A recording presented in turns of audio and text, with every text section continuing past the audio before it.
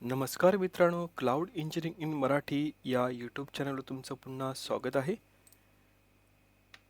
मित्रांनो, आजच्या व्हिडिओमध्ये आपण पाहणार आहोत AWS API gateway with external HTTP API. जर तुम्हाला लक्षात असेल की आपण आपल्या मागच्या AWS API गेटवेच्या सेशनमध्ये आपण काय पाहिलेलं, आपण AWS लांबडाला इंटिग्रेटेड केलेलं आपल्या API गेटमध्ये आणि API गेटवेमधनं आपण AWS लांबडाची गेट मेथड कॉल केलेली. ठीक आहे. आजच्या व्हिडिओमध्ये आपण काय करणार आहोत, AWSच्या सर्व्हिसच्या व्यतिरिक्त जर थर्ड पार्टी HTTP API असेल तो आपण आपल्या API गेटमध्ये कसं इंटिग्रेटेड करणार आहोत ते पाहणार आहोत. हा तुम्ही डायग्राम पाहू शकता. हा आपल्या API गेटवेचा बेसिक आर्किटेक्चर आहे. लेफ्ट हँड साईडला पाहू शकता की आपले वेब क्लायंट आहेत आणि हे क्लायंट आपल्या ॲमेझॉन APIला कॉल करत आहेत. ॲमेझॉन APIला कॉल केल्यानंतर त्याचे रिस्पेक्टिव्ह रिसोर्सप्रमाणे ते पर्टिक्युलर सर्व्हिसेस कॉल केले जातात. उदाहरणार्थ, ॲमेझॉन API गेटवेमध्ये आपण एक एंड पॉईंट बनवला असेल ABC, आणि हा ABC आपल्या इलॅस्टिक लोड बॅलेन्सरला इंटिग्रेट केला असेल आणि त्याच्या निगडीत किंवा त्याच्या रिलेटेड जे काही सर्व्हिसेस असतील त्या एंड पॉईंटने आपल्याला यूज करता येतील.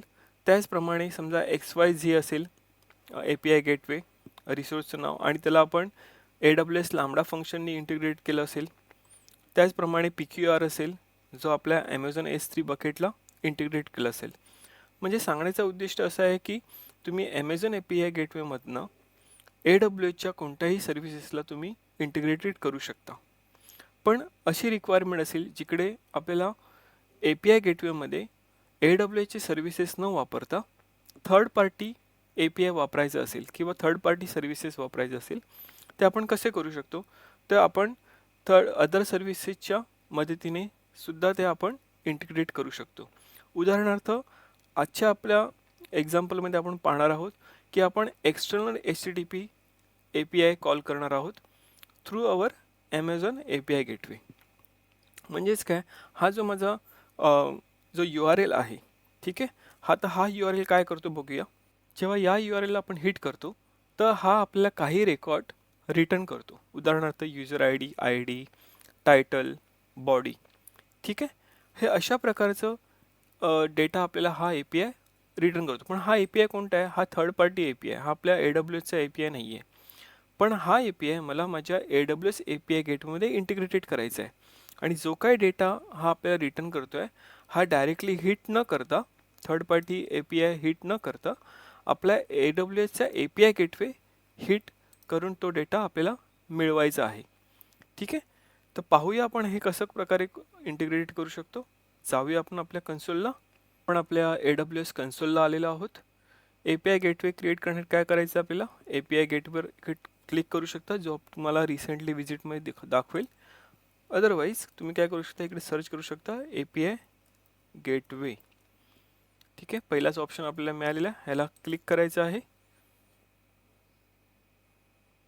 आणि याच्या लेफ्ट हँड साईडला क्लिक करून APIजवर क्लिक करा. तर तुम्ही पाहू शकता की आपल्या इकडे कोणताही API आपण क्रिएट केलेला नाही आहे. नवीन क्रिएट करण्यासाठी काय करायचं आपल्याला, क्रिएट APIवर जायचं आहे. मागच्या व्हिडिओमध्ये आपण काय पाहिलं की रेस्ट API आपण पाहिला कशा प्रकारे करू शकतो आणि त्याचे वेगवेगळे APIचे टाईप पाहिले आपण. उदाहरणार्थ HTTP API पाहिला, WebSocket API, rest API private. ठीक आहे. आता आपल्या ह्या केसमध्ये, आपल्या या एक्झाम्पलमध्ये आपल्याला काय करायचं आहे, रेस्ट API क्रिएट करायचं आहे. ठीक आहे. कारण रेस्ट API काय आहे, सर्वात लाईट वेट असतो कम्पेअर टू HTTP API. ठीक आहे. तर आपण काय करणार आहोत, बिल्डला क्लिक करणार आहोत. आता इकडे आपला ऑप्शन विचारतो की API डिटेल्स, तुम्हाला नवीन API बनवायचं आहे, क्लोन एक्झिस्टिंग API करायचे आहे, इम्पोर्ट API करायचे आहे की एक्झाम्पल API करायचं आहे. आपल्याला काय करायचं आहे, फ्रॉम स्क्रॅच डेव्हलप करायचं आहे. तर आपण नाव देऊया एक्सटर्नल API, डिस्क्रिप्शन देऊया for information, this API call external HTTP API.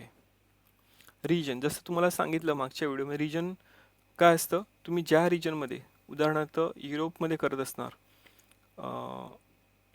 असणार, तर तुम्हाला युरोपच्या रिजनमध्ये हा API डिप्लॉय होईल.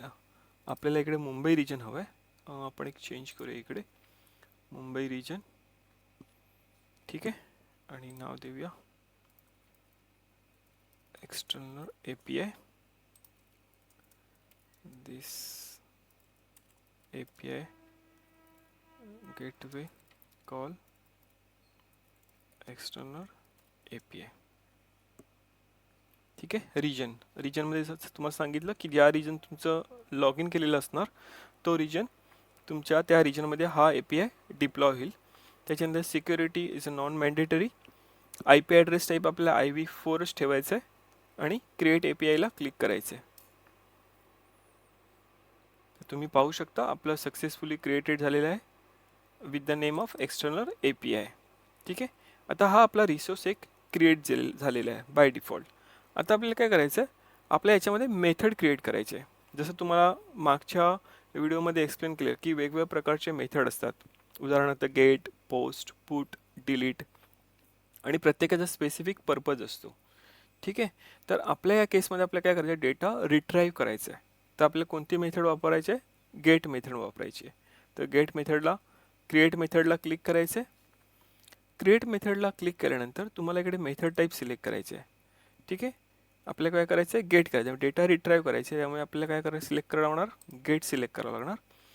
आता इकडे इंटिग्रेशन टाईप विचारतो आहे की लांबडा फंक्शन हवा आहे, HTTP, mock, AWS service, VPC link. आपल्या केसमध्ये आपल्याला HTTP सर्व्हिस कॉल करायची आहे. इकडे तुम्ही पाहू शकता इकडे लिहिलेलं आहे integrate with an existing HTTP end point.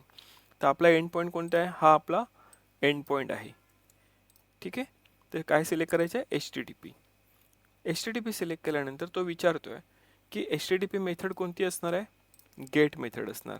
आणि या एंड पॉईंट URLवर आपल्याला हा APIचा एंड पॉईंट पेस्ट करायचं आहे.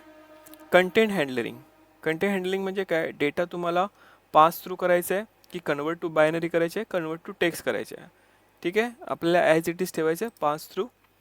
इंटिग्रेशन टाईमआउट हा बाय डिफॉल्ट 29,000 सेकंड्स असतो, ठीक आहे, मिली सेकंड्स असतो.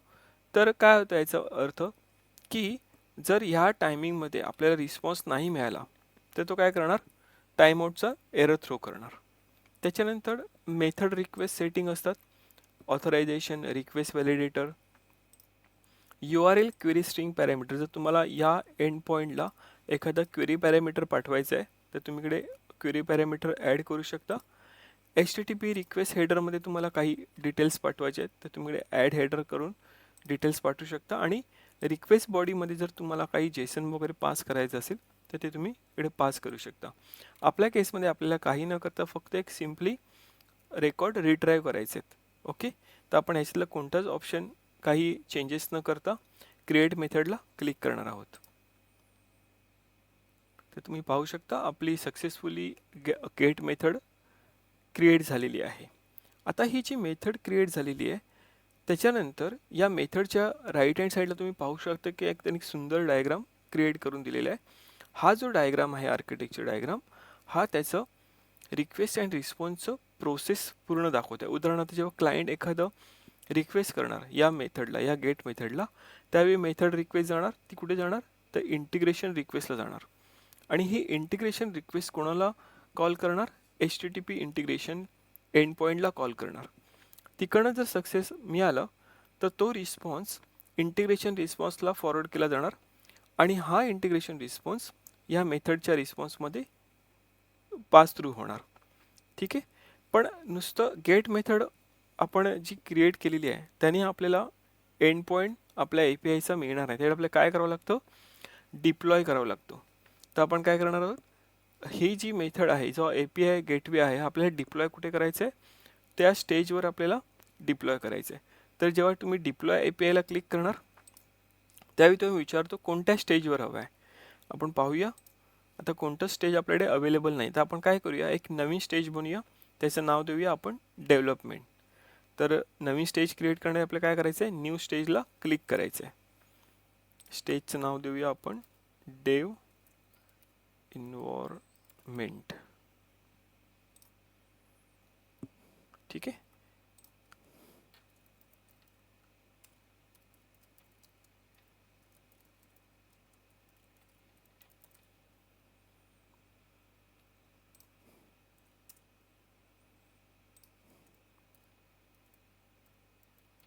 गव्हर्नमेंट ओके आणि डिप्लॉय करूया. तर तुम्ही पाहू शकता आता आपल्या इकडे काय आलेलं आहे, ही डेव इन्व्हायरमेंट आपली डिप्लॉय झालेली आहे. ठीक आहे. आणि इकडे वरती message successfully created deployment okay and this deployment is active for डेव इन्व्हायरमेंट. पुन्हा आपण आपल्या एक्सटर्नल ए पी आयला जायचं, याला सिलेक्ट करायचं आहे, डिप्लॉय ए पी आयला सिलेक्ट करायचं आहे आणि आपलं जो आता आपण रिसेंटली क्रिएट केलेला इन्व्हायरमेंट आहे त्याला सिलेक्ट करून डिप्लॉय करायचं आहे. ठीक आहे. तर तुम्ही पाहू शकता आपलं डिप्लॉयमेंटसुद्धा सक्सेसफुली झालेलं आहे. आता आपल्याला हा एक एंड पॉईंट यांनी दिलेला आहे इनवोक URL करण्यासाठी. त्याला कॉपी करायचं आहे आणि नवीन टॅबमध्ये ओपन करून एंटर करायचं आहे. तर तुम्ही पाहू शकता आपल्याला रेकॉर्ड रिट्राईव्ह झालेले आहेत.